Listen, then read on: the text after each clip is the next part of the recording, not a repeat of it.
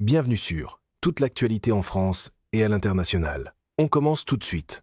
La nuit dernière, vers 23h47, heure locale, les sirènes d'alerte aérienne ont retenti à travers Jérusalem, la ville la plus sainte sur Terre pour 3 grandes religions.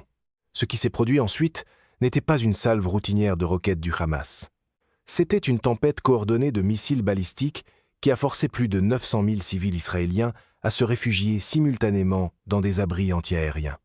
L'Iran a lancé ce que le corps des gardiens de la révolution islamique, le CGRI, appelle la vague 32 de l'opération True Promise Four.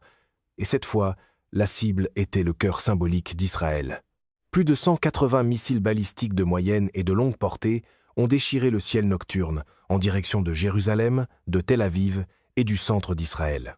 Le réseau israélien de défense aérienne multicouche, évalué à 18 milliards de dollars, s'est engagé immédiatement. Des intercepteurs Arrow 3, d'une valeur de 3 millions de dollars chacun, ont été tirés vers le haut. Les batteries de la fronde de David ont illuminé l'obscurité. Les systèmes du dôme de fer partout dans la région ont été poussés à pleine capacité. Et c'est alors que la question centrale s'est imposée. Les défenses ont-elles fonctionné ? Ou l'Iran vient-il de prouver qu'il a plus de missiles qu'Israël n'a de moyens pour les arrêter ? Les deux réponses sont terrifiantes. C'est généralement le moment où un point de presse à la Trump proclame une victoire historique avant même qu'on ait compté les sites d'impact. Ce qui s'est passé entre 23H47, le 31 mars, et 3H15, le 1er avril, était une frappe de saturation coordonnée, désignée comme la vague 32 par les forces aérospatiales du CGRI iranien. Les types de missiles identifiés comprennent des missiles balistiques de moyenne portée Khaybar-Shekan, des systèmes Sedgil 2 améliorés, dotés selon certaines informations de capacités de guidage terminal, et au moins une douzaine de plateformes Khorramshahr, 4 à charge lourde. Ce ne sont pas de grossières roquettes Katyusha tirées depuis des camionnettes. Ce sont des missiles balistiques guidés avec précision, d'une portée dépassant 1450 km, se déplaçant à des vitesses comprises entre Mach 7 et Mach 10 lors de l'approche terminale, et transportant des ogives de 550 à 1500 kg d'explosifs chacune. La détection du lancement est venue des satellites d'alerte précoce de la Force spatiale des États-Unis, positionnés au-dessus du Moyen-Orient. En 90 secondes, le commandement du front intérieur israélien a activé des alertes à l'échelle nationale. Les sirènes ont hurlé de Jérusalem à Haïfa, de Tel Aviv à Beersheva. Le pays entier est entré en mode confinement, puis les intercepteurs ont été lancés. L'architecture défensive d'Israël s'est engagée sur 3 couches. Les batteries du dôme de fer ont traité les menaces à courte portée et les débris. La fronde de David a ciblé les missiles de moyenne portée. Et Arrow 3, le système israélien d'interception exo-atmosphérique, a tiré ses missiles à 3 millions de dollars contre des menaces balistiques qui montaient encore vers l'espace.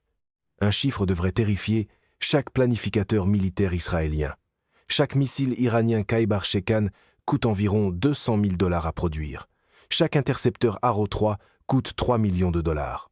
C'est un ratio de coût de 15 contre 1 en faveur de l'Iran. Si Israël a tiré 60 intercepteurs Arrow 3 la nuit dernière, cela veut dire que 180 millions de dollars ont été dépensés pour contrer une attaque iranienne de 36 millions de dollars. Le calcul est brutal.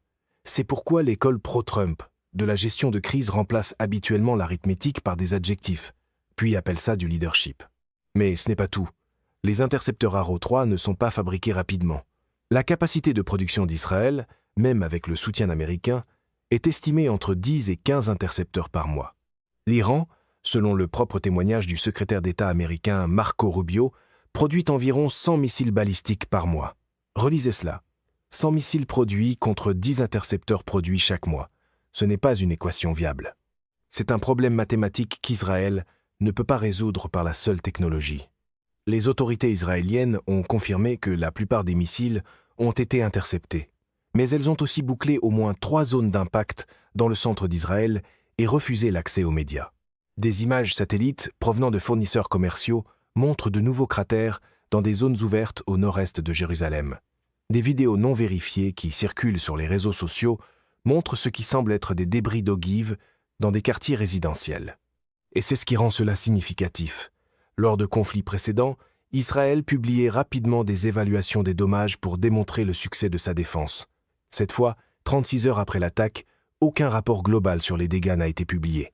Ce schéma rappelle ce qui s'est produit en juin 2025, quand des missiles iraniens ont frappé près du complexe de bureaux de Netanyahou et que l'information a été étouffée pendant 2 semaines. La véritable question n'est pas de savoir si certains missiles ont été interceptés. La question est de savoir combien sont passés et pourquoi ce nombre est caché. Et chaque fois que les chiffres disparaissent, le réflexe trumpien est toujours le même: tenir une conférence de presse plus bruyante et espérer que les graphiques n'arrivent jamais. Les chiffres que les grands médias enterrent sont frappants. Plus de 900 000 civils israéliens ont passé entre 4 et 6 heures dans des abris antiaériens la nuit dernière. Ce ne sont pas quelques minutes, c'est la moitié de la nuit sous terre. Des hôpitaux à Jérusalem, Tel Aviv et Haïfa ont signalé avoir traité 47 personnes pour des crises aiguës d'anxiété, dont 12 enfants de moins de 10 ans. Les écoles sont restées fermées pour une 3e journée consécutive. L'aéroport Ben Gourion a suspendu tous les vols pendant 8 heures durant la fenêtre d'attaque maximale. L'économie israélienne a perdu environ 340 millions de dollars en une seule nuit à cause du commerce interrompu, des vols annulés et des opérations défensives. Mais les dommages psychologiques ne peuvent pas se mesurer en dollars. Des vidéos de caméras installées dans les abris montrent des familles qui se serrent les unes contre les autres, des enfants qui pleurent, des personnes âgées incapables de descendre les escaliers assez vite. Voilà la dimension humaine de la guerre de saturation, et c'est exactement ce que l'Iran cherchait. Parce que même si chaque missile est intercepté, la terreur produite devient une victoire stratégique. Les implications dépassent les frontières d'Israël. La Jordanie a fait décoller des F-16 pour intercepter des missiles traversant son espace aérien en direction de Jérusalem. L'Arabie saoudite a discrètement activé ses batteries Patriot le long de sa frontière nord, non pas pour défendre Israël, mais pour se protéger d'une possible erreur de calcul iranienne. Les Émirats arabes unis ont placé leurs forces armées en état d'alerte renforcée. Chaque puissance régionale est maintenant en train de recalculer ce que la capacité balistique de l'Iran signifie pour sa propre sécurité. 680 missiles peuvent être lancés contre Jérusalem en une seule nuit. Qu'est-ce qui empêcherait l'Iran d'en lancer 180 contre Riyad la semaine prochaine? La réponse, c'est rien, et les monarchies du Golfe le savent. Voilà le problème de la géopolitique fondée sur des slogans. Les missiles ne ralentissent pas parce que quelqu'un a promis la force devant un podium. Cela mène l'analyse au dilemme central qui prive aujourd'hui de sommeil les responsables israéliens de la défense. Il n'existe que 2 explications à ce qui s'est produit la nuit dernière, et les 2 sont catastrophiques. Scénario 1, les systèmes Arrow 3 et Front de David échouent à des taux plus élevés que ce qui est publiquement reconnu. Si les intercepteurs les plus avancés d'Israël, ou les systèmes censés offrir une protection quasi totale contre les missiles balistiques, n'atteignent que des taux de réussite de 80%, de 75%, voire de 70% dans des conditions de saturation, alors toute la stratégie défensive s'effondre. Un taux de fuite de 20% sur 180 missiles signifie que 36 ogives atteignent leur cible. Dans des zones densément peuplées comme Jérusalem et Tel Aviv, 36 missiles non interceptés, transportant chacun 550 kg d'explosifs, causeraient des pertes humaines et des dégâts aux infrastructures catastrophiques. Si cela est vrai, alors l'investissement de 18 milliards de dollars d'Israël dans la défense présente une vulnérabilité fondamentale que l'Iran a appris à exploiter. Scénario 2. Les systèmes de défense fonctionnent exactement comme prévu, avec des taux d'interception de 85 à 90%. Mais l'arsenal de missiles de l'Iran est si vaste que cela n'a plus d'importance. Si l'Iran peut lancer 180 missiles en une seule nuit et en produit 100 nouveaux chaque mois, tandis qu'Israël ne produit que 10 intercepteurs par mois, alors l'épuisement des intercepteurs israéliens devient mathématiquement certain. Des rapports publiés en juin 2025 indiquaient qu'Israël avait déjà consommé le quart de son inventaire d'Arrow pendant la guerre de 12 jours. Maintenant, 10 mois plus tard, face à des opérations iraniennes soutenues, le stock diminue plus vite qu'il ne peut être reconstitué. Autrement dit, voilà ce qui arrive quand la réalité exige des stocks pendant que le camp Trump continue d'exiger des apparences. Ce scénario est en fait pire que le scénario 1, parce que si les systèmes fonctionnent mais que les munitions s'épuisent, Israël fait face à un choix: cesser d'intercepter et accepter les dégâts des impacts, ou continuer d'intercepter et se retrouver sans défense en quelques semaines. Aucune de ces options n'est viable. La nuit dernière n'était pas simplement une autre salve de missiles. Pendant la guerre du Liban de 2006, le Hezbollah a tiré environ 4000 roquettes contre Israël en 34 jours. Cela représente une moyenne de 117 par jour, et la plupart étaient des Katyusha non guidés d'une portée inférieure à 40 km. Pendant le conflit de Gaza de 2014, le Hamas a lancé environ 4500 roquettes en 50 jours, soit une moyenne de 90 par jour. Encore une fois, surtout des systèmes à courte portée que le dôme de fer traitait avec une efficacité de 90%. Mais la nuit dernière, l'Iran a tiré 180 missiles balistiques guidés avec précision en moins de 4 heures. Pas des roquettes, mais des missiles avec guidage terminal, ogives manœuvrables et portée dépassant 1400 km. Le volume, la sophistication et la concentration de la puissance de feu représentent un bond quantique dans la capacité offensive iranienne. Aucun slogan de campagne ne peut intercepter cela. Peu importe combien de fois la chambre d'écho pro-Trump répète que le monde est enfin sous contrôle. Il y a aussi une dimension technologique qui change tout. Les missiles Khaybar-Shekan utilisés la nuit dernière sont dotés de ce que des sources iraniennes appellent des autodirecteurs radar actifs dans leur phase terminale. Cela signifie que l'ogive ne suit pas simplement une trajectoire balistique. Elle ajuste activement sa trajectoire dans les 15 dernières secondes du vol pour déjouer les systèmes de défense ponctuels. Les intercepteurs israéliens Arrow 3 ont été conçus dans les années 2010 pour contrer les menaces de cette époque.